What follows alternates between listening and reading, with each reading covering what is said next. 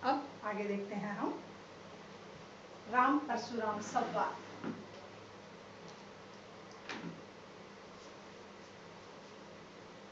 अब यहाँ पर परशुराम का क्रोध और ज्यादा क्रोधित हो जाता है और लक्ष्मण जब उन्हें बहुत ज्यादा अनाप शनाप बोलने लग जाता है तो परशुराम वापस क्या कहते हैं, कौशिक सुनहु मंद यहु बालक, कौशिक सुनहु मंद यहु बालक, कुटिल काल बस निज कुल घातक। अब यहाँ परशुराम जी सीधे लक्ष्मण से बात नहीं करते। परशुराम जी लक्ष्मण के जो गुरु हैं विश्वामित्र, उनके साथ ही आए थे वो वहाँ, तो उनसे बात करते हैं। तो कौशिक यहाँ विश्वामित्र के लिए आया गया है। कौशिक जो शब्द है वो विश्वामित्र, राम और लक्ष्मण के गुरुजी हैं, उनके लिए आया है। तो परशुराम जी सीधे उनसे वार्तालाप करते हैं। कौशिक सुनहु, सुनहु मीन्स सुनो, मंद मीन्स मूर्ख, यहु मीन्स यह, यहु मीन्स यह, और बालकु मीन्स बालक।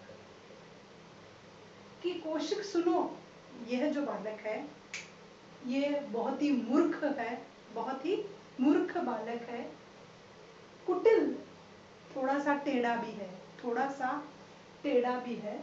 तो ये बालक जो है मूर्ख है और थोड़ा सा टेढ़ा है, मतलब सीधे मुंह बात नहीं करता है। काल बस निज कुल घातक, काल बस मतलब ये क्या कर रहा है, मुझसे पंगा लेकर के मौत के वश में जा रहा है। काल वश विस्म, मौत के वश में जा रहा है। निज मीन्स अपने, कुल मीन्स वंश को नष्ट करने वाला है। तो यहाँ ये कह रहे हैं कि ये काल के वश में जा रहा है, मतलब ये काल का ग्रास बन रहा है और ये अपने कुल को नष्ट करने वाला बालक है। विश्वामित्र से कह रहे हैं परशुराम जी। परशुराम जी ने विश्वामित्र से क्या कहा कि सुनो, कि विश्वामित्र सुनो, ये बालक मूर्ख है, मंद का मतलब मूर्ख है, और कुटिल मीन्स थोड़ा सा टेढ़ा है, कुटिल मीन्स टेढ़ा है, और ये मौत के मुंह में जा रहा है और अपने कुल को नष्ट करने वाला है। काल बस निज, निज मीन्स अपने, कुल मीन्स वंश को, और घातकु मीन्स नष्ट करने वाला, और ये अपने वंश को नष्ट करने वाला है। भानुवंश, कौन से वंश से थे राम और लक्ष्मण, भानुवंश से। भानुवंश रंकेश कलंकु, मतलब ये लोग हैं तो सूर्यवंशी, ये सूर्यवंशी हैं, परंतु ये चंद्रमा पर लगे हुए धब्बे के समान है। ये किसके समान है, चंद्रमा पर लगे हुए धब्बे के समान है, कि सूर्यवंश पर चंद्रमा रूपी धब्बा है, ये चंद्रमा पर जो धब्बा है वैसा धब्बा लगाने वाला है ये। निपट निरंकुश अबुंद असंको, क्या है ये बालक, निपट मीन्स मूर्ख, बिल्कुल, निपट मीन्स होता है बिल्कुल, उद्दंड, मूर्ख और निडर है। ये बालक क्या है, निडर है। मतलब पहली बात परशुराम ने एक्सेप्ट कर लिया, स्वीकार कर लिया कि ये बालक निडर है। अबंधु मीन्स मूर्ख, निरंकुश मीन्स उद्दंड है। तो ये बालक सूर्यवंश पे जैसे चंद्रमा पर लगे धब्बे के समान है। ये बालक उद्दंड है, मूर्ख है और निडर भी है। काल कवलु होई शनमाही, अब क्या कह रहे हैं परशुराम जी, परशुराम जी का अब थोड़ा सा उग्र स्वरूप थोड़ा और बढ़ता जा रहा है। काल कवलु होई शनमाही, काल कवलु मीन्स काल का मतलब मौत का, कवलु मीन्स हम कवलु लेते हैं, इसमें हम बोलते हैं ग्रास, तो यहाँ होता है शिकार, ग्रास या शिकार। तो ये काल का ग्रास होने वाला है, इट मीन्स ये अब मौत,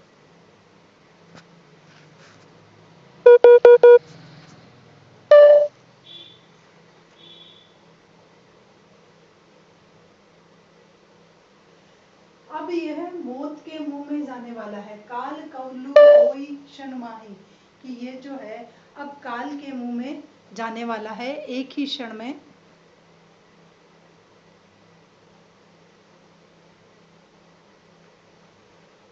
काल कवलु होई शनमाही, कहो पुकारी खोरी मोहिनाही, कि ये बच्चा अब एक ही क्षण में, होई मीन्स हो जाएगा, शनमाही मीन्स एक ही क्षण में, अब ये बच्चा एक ही क्षण में काल का ग्रास हो जाएगा।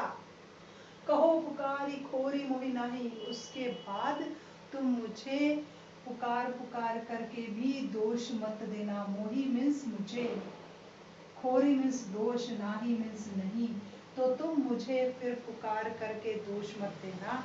इस बच्चे को समझा लो, वरना एक क्षण में ही ये मौत का ग्रास हो जाएगा और फिर तुम पुकार पुकार करके मुझे दोष मत देना। तुमहु हट कहू जो चहु उबारा, तुमहु हट कहू जो चहु उबारा, कही प्रताप बलु रोष हमारा। वापस विश्वामित्र से कह रहे हैं परशुराम जी कि तुमहु हट कहू, कि तुम ही इसकी हट को, हट मीन्स इसकी जिद को रोक सकते हो। तुम ही इसकी जो ये बहस करने की जिद है तो उसको आप रोक सकते हो। जो चहु उबारा, जो तुम इसका उद्धार करना चाहते हो। जो चहु उबारा, उबारा मीन्स उद्धार और जो मीन्स आप अगर, और हट कहूँ मीन्स इसकी जिद को रोक लो, कि तुम्हें कह रहा हूँ तुम इसकी हट को, इसकी जिद को रोक लो। और कहीं प्रताप बलु रोष हमारा, और इसको बताओ। परशुराम जी विश्वामित्र से कह रहे हैं कि कहीं प्रताप, अब इसको कहो। प्रताप मीन्स मेरा वीर, मेरा शौर्य, मेरा प्रताप, मेरा बल और मेरे क्रोध, तीन चीजों के बारे में बताओ। मेरा बल, मेरा प्रताप, मेरा शौर्य, मेरा क्रोध, इनके बारे में तुम इसको बताओ। तुम तो मुझे बहुत अच्छे से जानते हो, तो तुम इसको बताओ। तुम हट कहू जो चहु उबारा, तुम इसकी हट को रोको तो तुम इसका उद्धार कर सकते हो। और इसको मेरे बल, मेरे प्रताप, मेरे क्रोध के बारे में इसको बताओ। लखन कहूँ मुनि सुजस तुम्हारा, तुम ही अछत क्यों बरने पारा। अब लक्ष्मण जी कहाँ चुप रहने वाले थे। इतनी बात परशुराम और विश्वामित्र के बीच में हुई।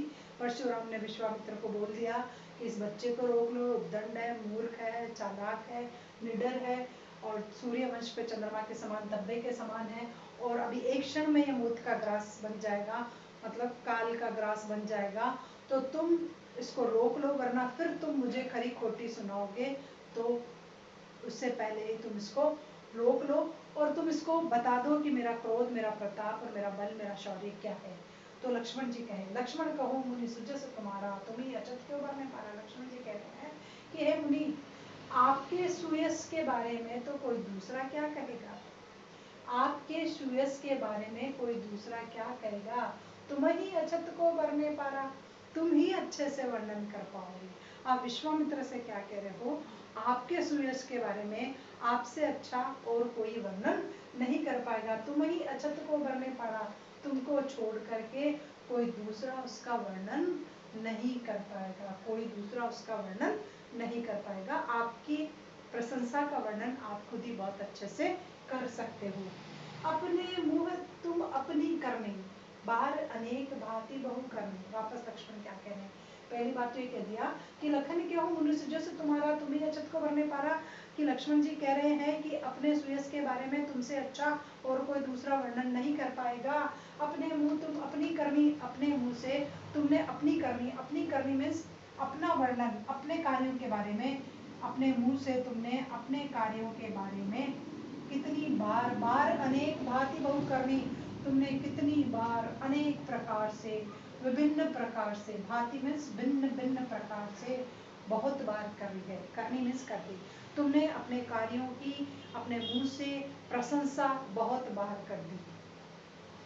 नहीं संतोष तो पुण्य कुछ कहिए। वापस व्यंग कर रहे हैं कि नहीं संतोष तो पुण्य कुछ कहिए, कि अगर आपको उससे भी संतोष नहीं हुआ तो तुम दोबारा कुछ कहिए। पुण्य मीन्स फिर से कुछ कह दीजिए, फिर से तुम अपने बारे में कुछ कह दीजिए। रिस रोकी दुसहु दुख सहु, क्यों क्रोध को सहन कर करके और असहनीय दुख को सहन करो। क्यों अपने क्रोध को अपने अंदर दबा रहे हो और एक असहनीय पीड़ा को सहन कर रहे हो। अपनी प्रशंसा का वर्णन अपने आप एक बार और कर दीजिए।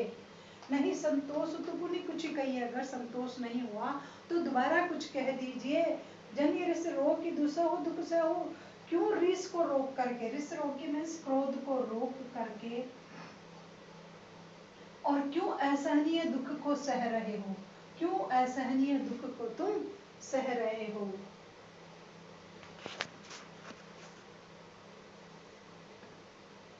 वीर व्रती तुम धीर अशोभा, गारी देत न पाहु शोभा। वापस क्या कह रहे हैं कि वीर व्रती, तुम वीर हो, बलवान हो,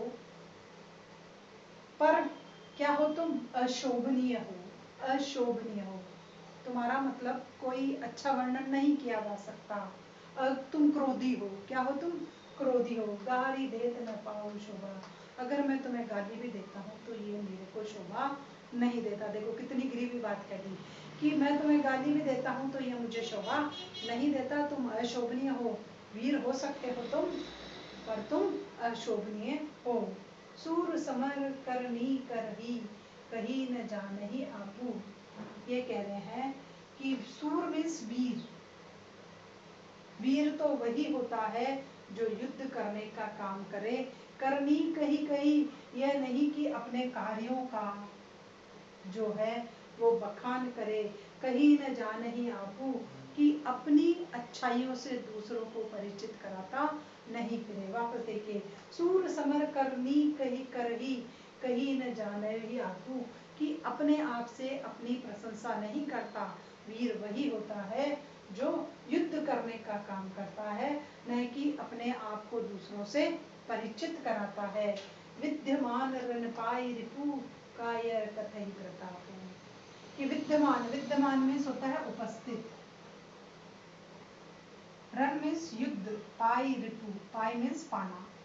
कि युद्ध में शत्रु को पा करके, युद्ध में शत्रु को पा करके, कायर कथई प्रतापु, कि जो कायर पुरुष होते हैं, जो डरपोक पुरुष होते हैं, वही क्या कहते हैं? अपने यश का वर्णन करते हैं, अपने प्रताप का वर्णन करते हैं। अंत में लक्ष्मण क्या कह रहे हैं वो सुन लो।